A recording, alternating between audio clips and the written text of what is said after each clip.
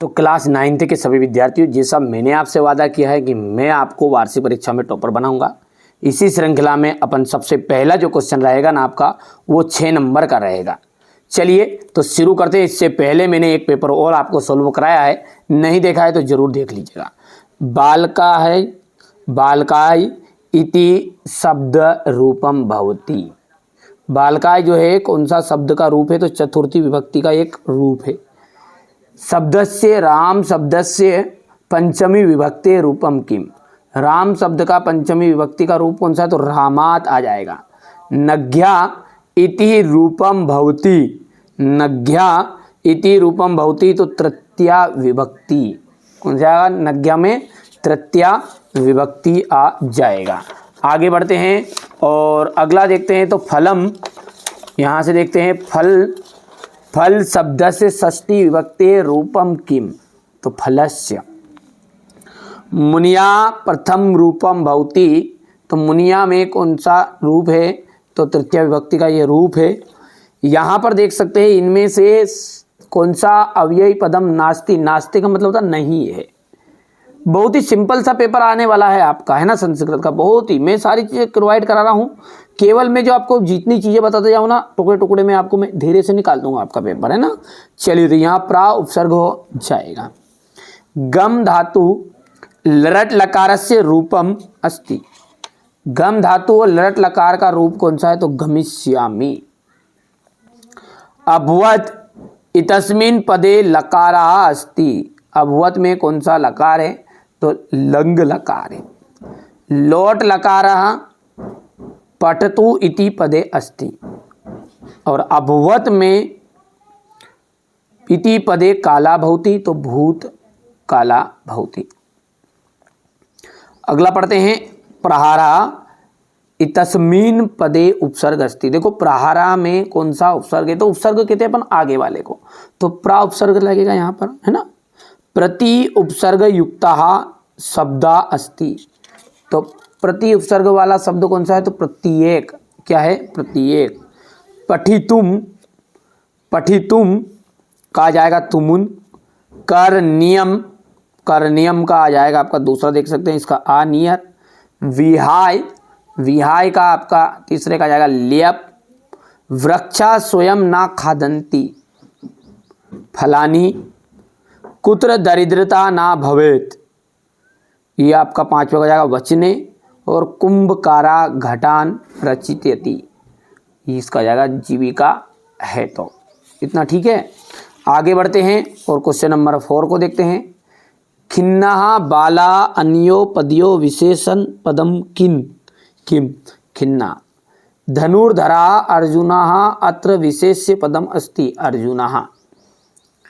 सरस्वती में आपका पर्यायवाची पद लिखना है सरस्वती का। वाणी। इंद्रहा इति पदस्य पर्याय पदम किम। तो शुक्रहा, यह शक्रहा। शीघ्रम का मंदम आ जाएगा विलोम पद। और वृद्धा का विलोम पद आ जाएगा युवा। वृद्ध मतलब बूढ़ा, तो युवा मतलब जवान। अब अगला है आम नाम। मनोरथा इति पदे विसर्ग संधि अस्ति।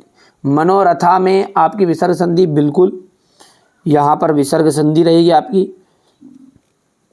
सज्जनः इति पदे व्यंजन संधि भवति। सज्जना में व्यंजन संधि है क्या? आम रहेगा। उमा धन ईसा इति मिलत्वा उमेशा भवति। उमा और ईसा दोनों को मिला लेंगे तो उमेशा बन जाएगा, बिल्कुल आम। पंचपात्रम इति पदे दिग्गु समास भवति। आम। समासा षड भवन्ति आम। यथाशक्ति पदे कवि वाणीम किम कथयति। तो ये आपका छठा है। देखो ध्यान से, आप तो पूरा सॉल्यूशन दूंगा आपको, है ना। तो ये आपका है ना, मैं यहाँ से आपको देखेंगे ध्यान से। तो दूसरा जो है कुत्र हटा देना यहाँ पर, और इसका जाएगा राजकुलम।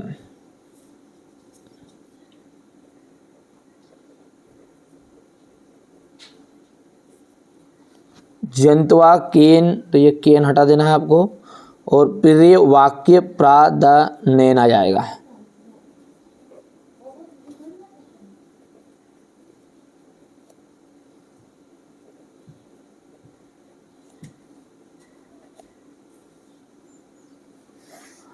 आधीनता तत्पदोता के गहरती नो अभवत। ठीक है, इसका आपका देख सकते हैं। ठीक है, बहुत सारी चीज़ें क्या है अगले वीडियो में बता दूंगा मैं आपको, है ना, बच्चों के द्वारा कंप्लीट करा के बहुत सारी चीज़ें नहीं भरी हुई है, तो बच्चों ने यहाँ से आगे बढ़ते हैं। यहाँ से आप क्वेश्चन नंबर 9 को देख सकते हैं। ये क्वेश्चन नंबर 10 रहेगा आपका। क्वेश्चन नंबर 11 को देखो, निर्धना स्त्री को हटा देना है यहाँ से और का लिख देना है। यहाँ से वृक्षा हट जाएगा, के आ जाएगा, के फलम खादंती और के फलम ना खादंती। कौन फल नहीं खाता? तो वृक्ष नहीं खाता, और सब खाते हैं, और क्या खाते? खलनाम मैत्री वाले का आपका यहाँ पर के साम आ जाएगा ना। अब है क्वेश्चन नंबर 12 जो है, काकीम कथ्यते सूर्य तापा तपेत, तो इसका वृद्ध आ जाएगा।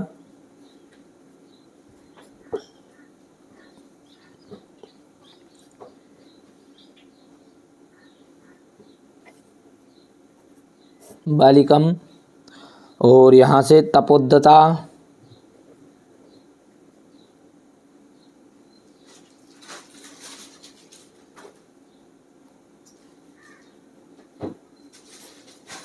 नहा जाने तपोद्धता, तो यहाँ से जाएगा आपका ये।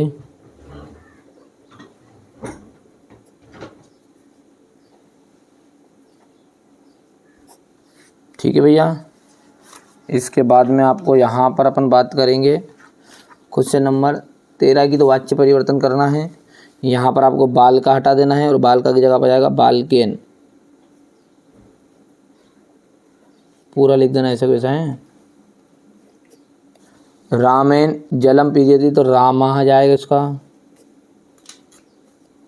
सा हस्ती का जाएगा तेन हस्ती। ठीक है, क्वेश्चन नंबर 14 को ध्यान से देख सकते हैं आप। ये हो गया इतना। ठीक है भैया, क्वेश्चन नंबर 15 है, तो श्री गणेशम नमः, तो हो जाएगा श्री गणेशाय नमः।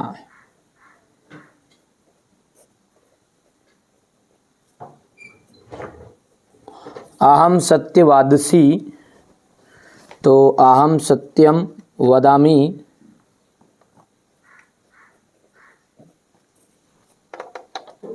महेश फलाय खादती, तो फलम खादती।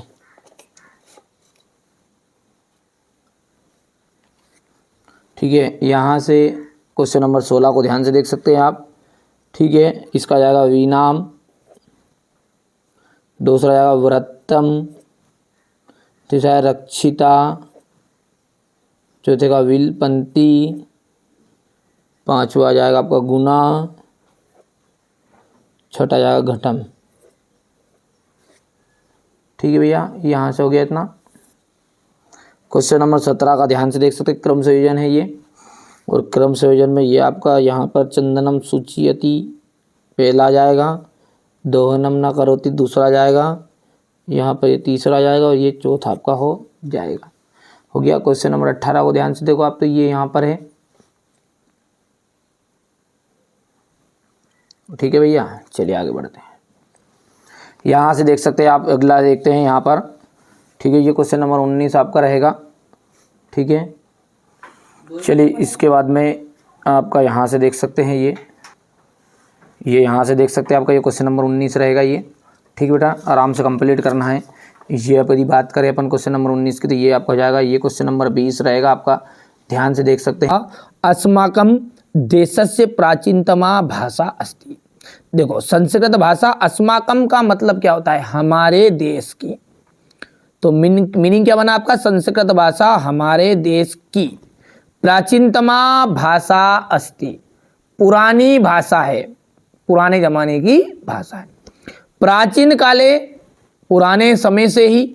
सर्वे का मतलब होता है सभी, सर्वे मतलब क्या होता है? सभी। भारतीय यानी भारतीय, और एव का मतलब होता है ही। क्या होता है? ही।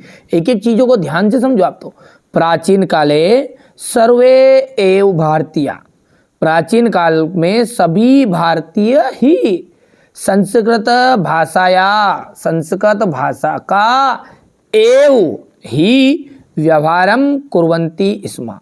स्म का मतलब करते, इसका मतलब स्म मतलब थे, और कुर्वन्ति मतलब करते थे। ठीक है, तो क्या बना लाइन का अर्थ कि प्राचीन काल में सभी भारतीय ही संस्कृत भाषा का व्यवहार करते थे। यानी हम जो बोल रहे हैं, अपन जो बोल रहे हैं, अभी आज किस में बोल रहे हैं, हिंदी लैंग्वेज में बोल रहे हैं। इसी तरह पुराने जमाने में लोग व्यवहार की भाषा जो थी वो थी संस्कृत थी। 2 लाइन समझ में आई तो हाँ करो, ध्यान से समझो। मेरा उद्देश्य ये है कि आपको एक एक चीजें क्लियर हो। ठीक है, कालांतरे, कालांतरे का मीन्स होता है समय के साथ। कालांतरे का मतलब होगा समय के साथ। विविधा यानी कि विविध, प्रांतीय राज्य, भाषा प्रचलिता अवन, समय के साथ विभिन्न प्रांत की भाषा प्रचलित हुई। जैसे आपकी पंजाबी हुई, सिंधी हुई, गुजराती हुई, तेलुगु हुई, ये सब भाषाएं प्रचलित हुई। किंतु संस्कृतस्य महत्वम, संस्कृतस्य, जिसमें ये आधा सा और या रहता ना, इसका मतलब होता है का की के, यानी जैसी जरूरत बोले जैसे बोलते ना राम की, रामस्य, रामस्य भ्राता, राम का भाई, और सीता सखा, ये सॉरी हाँ तो सखी, तो ये सीता की सहेली। तो इस तरह से काकी के निकलता है मतलब किसका, आधा सा और या का, यानी सिया का। तो किंतु संस्कृतस्य महत्तम अज्ञपि, अज्ञपि का मतलब होता है आज भी। इसमें 2 वर्ड जुड़ा है, अज्ञ धन अपि, अज्ञपि ना आज भी, अचूर्णम वर्तते, आज भी क्या है, दुर्लभ है। समझ में आ रहा तो हाँ करो, ठीक है, वरना अभी वीडियो छोड़ के चले जाओ।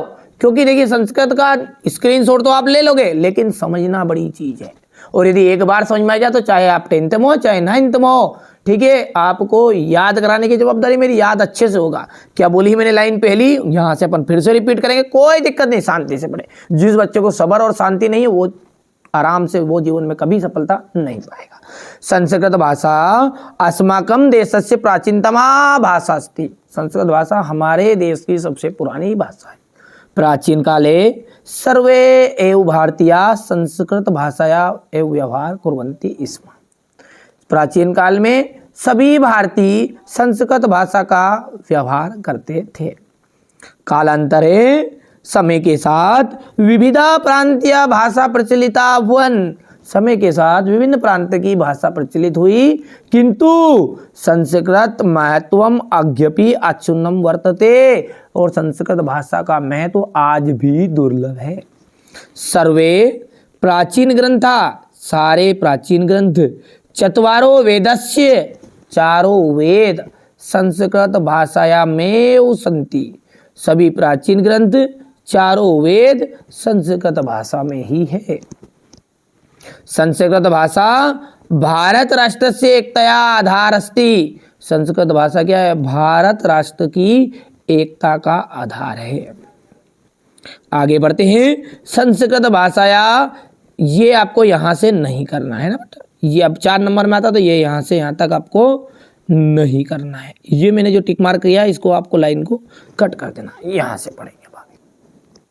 संस्कृत भाषाया स्वरूपेण रूपम पूर्ण रूपेण वैज्ञानिक अस्ति, संस्कृत भाषा क्या है, पूर्ण रूप से वैज्ञानिक पद है। बस इतना सा ये वर्ड आपको चाहो तो लिख सकते हैं, इतना सा आपको ये